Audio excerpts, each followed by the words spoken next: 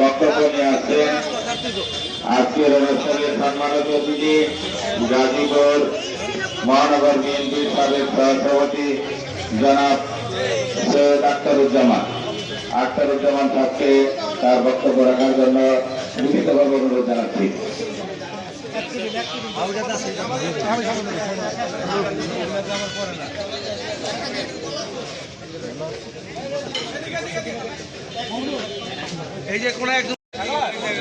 আমাদের সভ্যতা ছাত্রকে ভুলে সবাইকে কাঁধে কাঁধ মিলিয়ে আমাদের সাথে দাঁড়াতে হবে। ব্রিটিশদের সাথে বাংলাদেশে আবার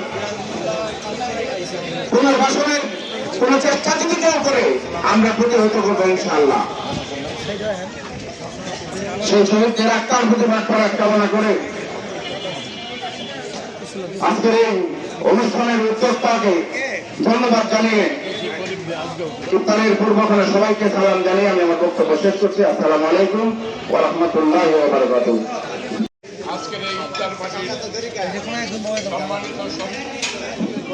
সম্মানিত সভাপতি, আজকের এই ইফতার পার্টির উপস্থিত গাজীপুরের জননন্দিত জননেতা আলহাজ আগামুদ্দিন সরকার, আজকের এই ইফতার পার্টিতে উপস্থিত আছেন নওয়াবলী ফাউন্ডেশনের চেয়ারম্যান আমার ভাস্তি অনন্যা কায়সা, আজকের এই ইফতার পার্টিতে উপস্থিত আছেন জনাব